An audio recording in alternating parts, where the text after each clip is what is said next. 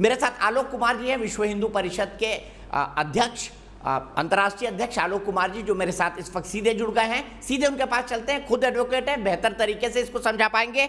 नुपुर शर्मा जी जुड़ी हुई हैं, उसके बाद चर्चा करेंगे नुपुर शर्मा जी से, शांतनु गुप्ता जी से, संगीत रागी जी से और अलका लांबा जी से। सबसे पहले आलोक जी के पास चलते हैं। आलोक जी, आरोप यह लगा है कि 9 मिनट के अंदर जो जमीन आपने खरीदी है विस्तार के लिए, मंदिर के विस्तार के लिए और बाकी अन्य सुविधाओं के विस्तार के लिए, उसकी कीमत 9 मिनट में 2 करोड़ से 18.50 करोड़ कैसे हो गई, ये कहकर आम आदमी पार्टी, समाजवादी पार्टी और कांग्रेस ने ट्रस्ट पर घपले का आरोप लगाया है। आप क्या कहेंगे? इसमें तथ्यों की जानबूझ करके अनदेखी की गई है। ये भूमि कुसुम पाठक और हरीश पाठक की थी। सितंबर 2019 में इन्होंने सुल्तान अंसारी और तिवारी वगैरह के पक्ष में एग्रीमेंट टू सेल किया। अब सितंबर 19 में जो एग्रीमेंट टू सेल होना था वो उस समय के बाजार भाव पे होना था, तो वो 2 करोड़ का हुआ। उसके बाद में 3-4 बातें हुई। नवंबर 19 में सुप्रीम कोर्ट का फैसला राम जन्मभूमि के पक्ष में आया। वहां मंदिर बनेगा तो वह एक अंतरराष्ट्रीय केंद्र बनेगा, ये इसकी निश्चिती हो गई। दूसरी बात कि योगी सरकार ने नया अयोध्या बनाने का निर्णय किया। और तीसरी बात कि यह जमीन, अयोध्या का जो रेलवे स्टेशन बन रहा है उसका प्रवेश द्वार राम जन्मभूमि के मॉडल पे बन रहा है, उसके ठीक सामने है। इसलिए मीडिया में भी सब लोगों ने कहा कि अयोध्या में सुप्रीम कोर्ट का फैसला आने के बाद उत्तर प्रदेश सरकार के नए अयोध्या के बाद में जमीन के दाम अनेक गुना बढ़ गए। अब हम लोगों ने जब जमीन खरीदने का सोचा तो हम पाठक के पास गए। उन्होंने कहा हम बेचने को तैयार हैं पर हम एग्रीमेंट टू सेल से बंधे हैं। हम अंसारी और तिवारी के पास गए, उन्होंने कहा कि हम बेचने को तैयार हैं पर हमारे पास सेल डीड नहीं है। इसलिए फिर हम इकट्ठा बैठे और इकट्ठा बैठकर ये फैसला हुआ कि पाठक अंसारी को बेच दे। अब ये बेच आज के भाव पे नहीं होनी थी, ये एग्रीमेंट टू सेल जो सितंबर 19 में हुआ था उसके भाव पर होनी थी, क्योंकि भाव तो तब तय हो गया था, पाठकों को उससे ज्यादा मांगने का अधिकार नहीं था, इसलिए वो 2 करोड़ में हुआ।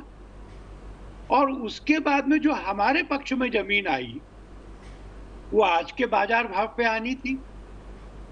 और मैं तो निमंत्रण देता हूं कि कोई भी चैनल वहां जाकर के समकक्ष जमीन का आज का भाव पता कर ले, वो सब पाएंगे कि हमने अच्छी बार्गेन की है, सौदेबाजी की है, और वो जमीन जो 20, 22, 24 करोड़ की हो सकती थी वो 18.5 करोड़ में। इसलिए ये 10 मिनट में भाव 2 करोड़ से 18 करोड़ नहीं हुआ, ये सितंबर 19 से अब तक के समय में भाव बढ़ा है, इसमें कोई घोटाला नहीं। अब ये कहा जा रहा है कि दोनों में एक ही गवाह क्यों है, एक से ही गवाह क्यों है, मुझे तो इसमें कुछ आश्चर्य नहीं लगा। ये बैक टू बैक ट्रांजैक्शंस हैं, ये अलग अलग नेगोशिएट नहीं हुई है, ये इकट्ठे नेगोशिएट हुई है। और ये तय हुआ कि एक ही साथ पहले सेल डीड कराएंगे और फिर राम जन्मभूमि तीर्थ क्षेत्र के पक्ष में एग्रीमेंट टू सेल करेंगे। इसके कागज भी एक ही आदमी लेकर आए, इकट्ठे टाइप हुए, इकट्ठे बने, तो फिर इसमें अलग अलग गवाह की जरूरत क्या थी? वहीं हो रहा था, इकट्ठे हो रहा था, बैक टू बैक हो रहा था, कंपोजिट ट्रांजैक्शन थी, इसलिए वही 2 गवाह वहां थे, वही 2 गवाह वहां थे। अगर गवाह अलग अलग होते तो होता कि कुछ छुपाने की कोशिश हो रही है, कहीं कोई घोटाला नहीं, बाजार भाव पे खरीदा है। हम आप सबको भी निमंत्रण करते हैं, मानिए आपकी बात, बाजार भाव चेक कर लीजिए। ठीक है, मानिए आपकी बात, ठीक है, मानिए आपकी बात। लेकिन ये जो हल्ला मचाया गया, एक बहुत बड़ा आप एक बहुत बड़ा हवा क्रिएट किया गया कि भाई 2 करोड़ से 18.5 करोड़, शायद हर आम आदमी प्रॉपर्टी के ट्रांजैक्शन नहीं करता है, वो इन चीजों को नहीं समझ पाएगा। तो पब्लिक परसेप्शन में जो बात गई इसको कैसे दूर करेंगे? जो लोग आरोप लगा रहे हैं उन पर आप क्या करेंगे? क्या आप वाकई में मानहानि का मुकदमा करेंगे उन पर?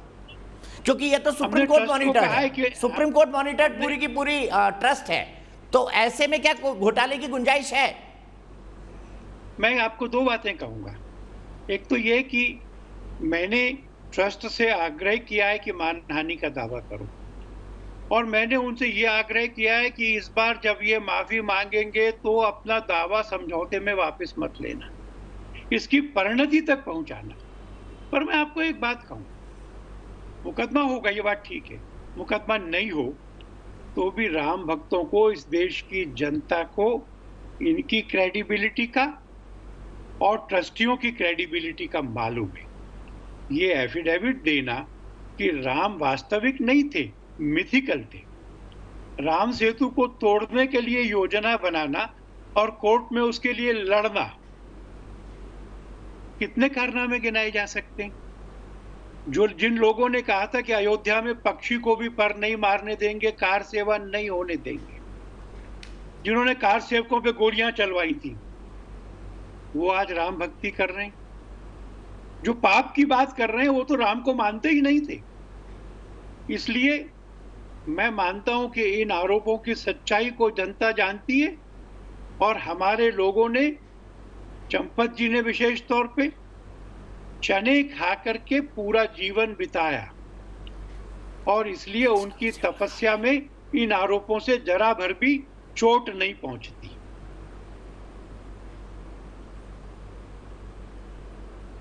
मैं चंपत जी को व्यक्तिगत कई सालों से जानता हूं, मैं जानता हूं चंपत जी और घोटाला ये दोनों विपरीत शब्द हैं। मैं व्यक्तिगत तौर पे ये बात कह रहा हूं, not as an news anchor, मैं कोई किसी को ओपिनियन नहीं दे रहा हूं, लेकिन फिर भी मैं आपसे ये जानना चाहता हूं, आखिरी सवाल। कांग्रेस अब कह रही है कि निर्मोही अखाड़े ने तो आप लोगों पर 1400 करोड़ रुपए के घोटाले का आरोप लगाया था, आपने उस पर कुछ नहीं किया। ये एक्सक्लूसिव और ब्रेकिंग न्यूज चलाइए प्लीज, और ये चलाइए कि आलोक जी ने कहा है ट्रस्ट को कि मानहानि का दावा करें और माफी से न माने। हर एक पर मुकदमा चलाना ये स्ट्रेटेजी अच्छी नहीं होती।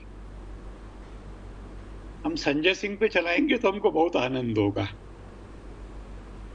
हम प्रियंका जी के खिलाफ तथ्यों की जांच करके मुकदमे का निर्णय करेंगे तो हमको आनंद होगा। हमने राहुल गांधी पे किया हुआ है, उनको भागना दौड़ना पड़ रहा है, इसलिए किस पे चलाना किस पे नहीं चलाना ये नीति का निर्णय है। और इस बार हम इस बात के लिए पूरा प्रयत्न करेंगे कि मुकदमा चले, तेजी से चले, फास्ट ट्रैक कोर्ट में जाए, जल्दी निर्णय हो, और उसके बीच में से कोई भी पीठ दिखा के भागने का मौका नहीं होगा।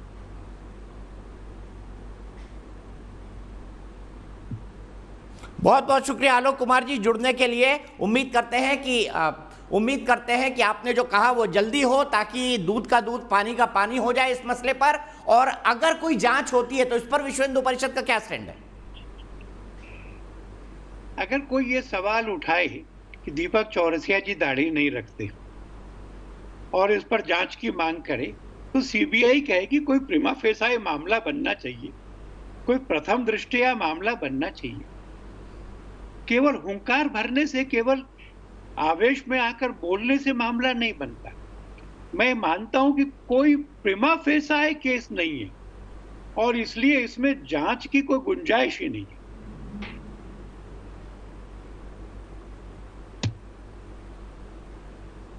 लेकिन राजनीतिक दल कह रहे हैं कि अगर कोई डर नहीं है तो फिर जांच से क्यों पीछे हट रहे हैं? जांच कोई शौक के लिए नहीं कराई जाती। उत्तर प्रदेश का चुनाव आ रहा है ना, जिसके लिए ये सब किया जा रहा है, जिसके लिए ट्रस्टियों की क्रेडिबिलिटी पर आक्रमण किया जा रहा है, जिसके लिए शक निर्माण किया जा रहा है। हम जनता की अदालत में भी जाएंगे, दूध का दूध और पानी का पानी हो जाएगा। राजनीति में हमको रुचि नहीं है, पर अगर राजनीति के कुछ लोग इस प्रकार से घसीटेंगे, और जब जब राम जी का मुद्दा चुनावी मुद्दा बना है, तो राम जी के विरोध में खड़े होने वालों को पराजय स्वीकार करनी पड़ेगी। इसलिए हमें कोई आपत्ति नहीं है।